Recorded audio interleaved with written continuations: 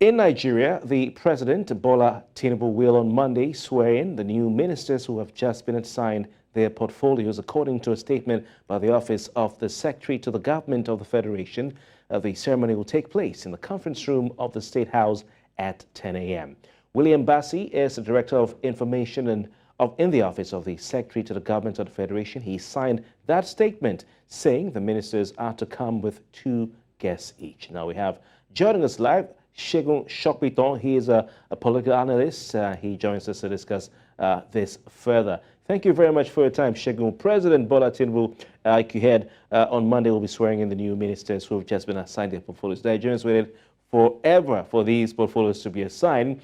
As far as you're concerned, were there any surprises in terms of the appointees and their portfolios? Well, thanks for having me. In terms of the appointees, yeah, there were a few pleasant surprises. There were a few extremely unpleasant surprises, even though, one may not have been particularly surprised given that this is politics. And then, the rest was just as expected. I think it's important to state, for the sake of posterity, that the quality of a cabinet, to a very large extent, it tends to determine the success or failure of an administration. And it's always important that the man at the top recognizes this and handles that with that level of importance assigned to it. Now, it's also important to note that typically you are able to determine or guess the direction that an administration is likely to head towards based on the ministerial nominees and the quality of the cabinet. And from what one has seen from this, it's a mixed bag for me. It's a mixed bag. Yeah, so you've got the good, you've got the bad, and you've got the downright ugly on this list. I want you to be specific, Segun, before I go into one or two of the specifics we have here. Very quickly, which ones would you describe as disappointing? Which ones would you, or unpleasant surprises? Which ones would you describe as pleasant surprises? Just put your neck on the chopping block a little bit. Which ones? Give us some. I'll put it there. I'll put it there. In terms of the personnel themselves, maybe some of those nominees were not bad. For example, Dele Alake was not surprising at all. However, the ministry that has been assigned to is shocking. I mean, solid mineral resources. What pedigree and what experience does Mr. Alake have in that area? He's a journalist. What's he doing in solid minerals? In terms of the downright ugly, there are 3 names on this list that I find extremely shocking: Atiku Bagudu, Nyesom Wike, and Festus Keyamo, especially with where they have been assigned to. Festus Keyamo has been assigned to the Aviation and Aerospace Development Ministry. My goodness. I mean, Festus Keyamo is a son, he's a lawyer. What's he doing in aviation? He's not even an aviation lawyer. He's just a lawyer, he's a son. So that's extremely shocking. Atiku Bagudu is one that I think that the president really needs to think about, if he likes. This man has verifiable, significant case of corruption pending, hanging heavily on his neck with regards to the Abacha loot. He forfeited 160 million US dollars, to the United States government, on the back of an extradition action by the US government. And that action is still pending. He was released to the Nigerian government with the expectation that he will be tried in Nigeria. And then he got released to Nigeria and he was never tried. And, he's just going about his merry life. And here we are appointing him as the minister of no less a ministry than budget and economic planning, for a man that has corruption charges around his neck, tending towards embezzlement of hundreds of millions of dollars. That is shocking and it's not good enough.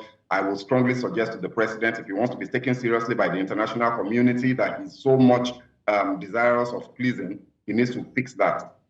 There are some very good names on this list as well, and we must not forget to talk about that. Bosun Tijani is a fantastic appointee. Ali Pate, is fantastic. Beta Edu, both fantastic in terms of the pedigree and the quality of those people, and in terms of where they have been assigned to.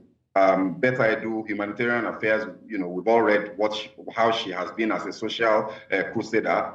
Ali Pate is a seasoned medical practitioner. Tahir Maman also, is an erudite and extremely respected scholar, a legal scholar, no doubt, but scholar all the same. So having him in education, I think, is fantastic. And there are a couple of other very good appointments like that. Okay. You know. Okay. Thanks for putting your neck on the chopping block. You can take it off now, Segun. Former Rivers Governor Nyesom Wike is one of the names you mentioned as, unpleasant surprises. He's been made the Minister of the Federal Capital Territory, Minister's designate, if you want to call it. Will you say this is more of a political compensation to Wike? Some people were disappointed that he got a ministry that many do not look at when it comes to, list of, in quote, juicy ministries. Now, there are some on the social space, some Nigerian voters and the public out there who are saying that this is all about a potential rerun. Let's go there. I know you've seen those comments, Segun. So do you think this is more of a political compensation? And if it is so, is this an apt for someone of the pedigree of Wike, not petroleum ministry, not Ministry of Works, not aviation, not transportation, FCT? I mean, I think you could say that because he was reputed to have performed creditably well in terms of infrastructure development in Rivers State, you could say maybe that's why he's been assigned to Abuja, the FCT. But I think the concern must be that Abuja is not a developing community anymore. Abuja is the Federal Capital Territory with a master plan. The master plan has been executed. And I really don't understand what Wike is doing in the Ministry of the FCT. I don't see the fit there. And, the rumors about it this being a potential rerun, this is politics. You never can put anything beyond our politicians. And one thing that I know that the president is known for is being a master strategist who thinks well ahead of the current situation. So it won't be, completely outlandish to think that maybe Wike is being sent to Abuja just in case the court rules, for example, that 25% in Abuja is actually a victory. Winning 25% in Abuja is actually a constitutional requirement. If the court rules that way, and then they say there's a rerun, who else do you want there other than a man that pulled off an outright miracle in Rivers State to be in the FCT where that percentage might be required? So you can't strike off those types of speculations. All in all, I think that this list is a mixed bag. I wouldn't say it's a good list. I won't say it's a terrible list, but I think that Nigerians definitely deserve better than what we have. There's a huge chunk of people on this list that are just career politicians that are extremely lackluster, did absolutely nothing in their previous public engagements, and yet here we are. They are going to be running the affairs of the country for potentially for 4 years. Yeah, a name that has come up, thank you, Segun. A name that has come up happens to be Mohammed Badaru, Minister Designate of Defense, who has obviously no military background. Some will say this is surprising because this is an office that in the past has been held by retired military personnel. What do you think informed his appointment to that office? And do you think it was a smart one? I think you should also add Ibrahim Gaidam to that, the Minister of Police Affairs. These are people that have absolutely zero security services experience, interaction, of any sort. And the only thing you can think of is that the president has decided that those things don't require any kind of technical competence or technical pedigree for you to operate successfully there, or he doesn't care. We'll never be sure, but these are obviously appointments that have been given as a reward for the political service that these guys provided during the elections and maybe before then.